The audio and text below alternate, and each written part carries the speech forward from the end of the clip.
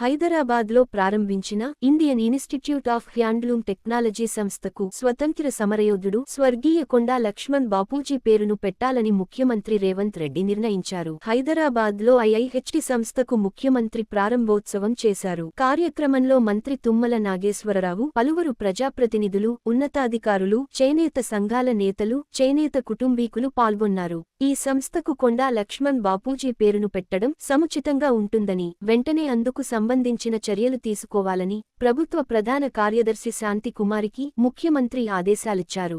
నాకు చాలా సంతోషకరమైన వార్త. Indian institute of handloom technology ఈ రోజు మన విద్యార్థులు చేరాలి అంటే ఆంధ్రప్రదేశ్ నెల్లూరుకైనా వెళ్ళాలి, లేదా ఒడిశా రాష్ట్రానికైనా పోవాలి. ఈ రోజు మన రాష్ట్రంలో, మన నగరంలో, మన హైదరాబాద్ లో, మన తెలంగాణలో ఉండాల్సిన ఇన్స్టిట్యూట్ అనుమతి ఇవ్వాల్సిన కేంద్ర ప్రభుత్వం 10 సంవత్సరాలైన చర్యలు చేపట్టకపోవడంతో తెలంగాణ రాష్ట్ర ముఖ్యమంత్రిగా బాధ్యతలు చేపట్టిన తర్వాత నేతన్నల జీవన గతులు, వాళ్ళ స్థితిగతులను తెలుసుకోవాలన్న ఆలోచనతోటి సమీక్ష సమావేశాన్ని ఏర్పాటు చేస్తే ఈ అంశం నా దృష్టికి రావడం జరిగింది. తక్షణమే నేను ఉప ముఖ్యమంత్రి బట్టి విక్రమార్క గారు ఢిల్లీకి వెళ్లి మోడీని కలిసి విజ్ఞప్తి చేసి, ఆ తర్వాత కేంద్ర మంత్రివర్యులు పీయూష్ గోయల్ గారిని కలిసి, ఈనాడు మా రాష్ట్రంలో ఇండియన్ ఇన్స్టిట్యూట్ ఆఫ్ హ్యాండ్లూమ్ టెక్నాలజీలో చేరాలి అనుకుంటే సుదూర ప్రాంతమైన ఆంధ్రప్రదేశ్ నెల్లూరుకు వెళ్ళాలి, లేదా ఒడిశా రాష్ట్రానికి వెళ్ళాలి.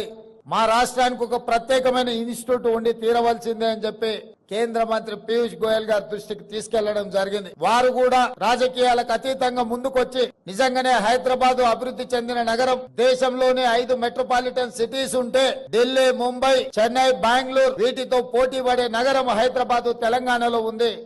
తెలంగాణలో ఐఐహెచ్టి ఉండాల్సిందే, మంజూరు చేస్తున్నామని చెప్పి వారు తక్షణమే మంజూరు చేసి తెలంగాణ రాష్ట్రం యొక్క విజ్ఞాపనను వారు ఆమోదించారు.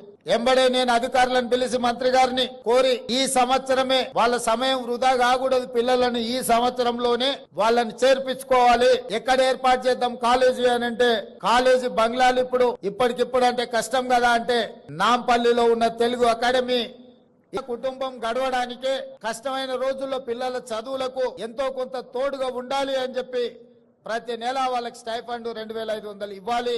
చిన్న ఖర్చులకైనా వాళ్ళకు సాయం అవుతుందని, వేడి నీళ్ళకి చన్నీళ్లు తోడైనట్టుగా ఉంటది అని చెప్పి ఈ రోజు ఆ విధమైన నిర్ణయం తీసుకోవడం జరిగింది.